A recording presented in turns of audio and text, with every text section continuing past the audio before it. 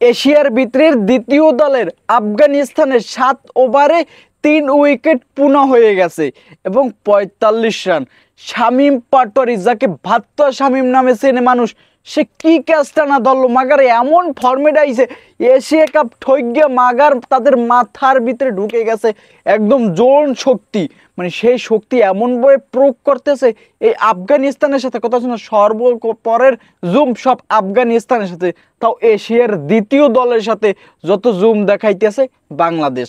মনে করতে শামীম পাটোয়ারি, নাসুম উইকেট খাইছে, শরীফুল উইকেট খাইছে, কি সাইফুদ্দিন উইকেট খাইছে, মাগাজ গুরবাস রে খেয়ে দিছে, গুরবাস রে খেয়ে দিছে। এখন রিশাদ রিশাদ না কেন রিশাদ না রাশেদ রাশেদ পোলারে খুব চিন্তিত আছে, খুব চিন্তিত আছে।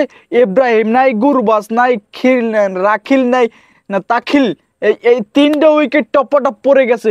গুরবাসেরও দেশে শেষ। মনে কর 3টে উইকেট পরাপর যদি পড়ে যায় এইরকম ব্যাটসম্যান তো তারা পাইবেটা কেমবে। যাই হোক, অভিনন্দন বাংলাদেশ, অভিনন্দন। যেভাবে দিচ্ছে মানে এশিয়া কাপ হেরে গিয়ে বাংলাদেশ খুব স্নিগ্ধ হারে, মানে তাদেরকে এমন পিছে লেগেছে যে তোদের একটা ম্যাচও নিতে দেবো না।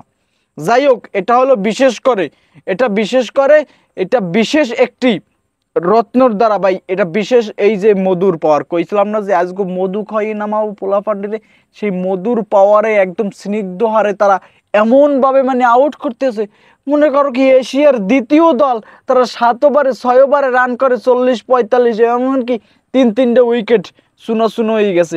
এই যে 3-3টে উইকেট পড়ে গেছে, গুরবাসের মতো প্লেয়ারের নাসুম খেয়ে দিছে। তো মনে করো কি এটা মধুর পাওয়ার না বাংলাদেশের টাইগারদের পর।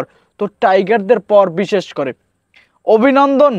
অভিনন্দন শরীফুল, অভিনন্দন সাইফুদ্দিন, অভিনন্দন নাসুম, অভিনন্দন কি জানি কয় শামীম পাটোয়ারি, সে কিন্তু ফরম্যাটে চলে এসেছে। তো অভিনন্দন ভাই তোদেরকে, বিশেষ করে তোরা ভাই যেভাবে খেলা দিচ্ছিস তাদেরকে এশিয়ার ভিতরে দ্বিতীয় দলকে এমন ভাবে ভরে দিচ্ছিস, সেটা মানে এশিয়া কাপ না ঠকলে বুঝতে পারতে না। এশিয়া কাপ হেরে গিয়ে মন থেকে আছে যে এইটা যদি এশিয়া কাপে খেলতে পারতো, তো মনে করে এত কোনো শুনো মানে মানুষ এমন ভাবে তাদেরকে পচাচ্ছে, সেই পচনে এমন ভাবে পুরীর মতো ফুললে উঠছে।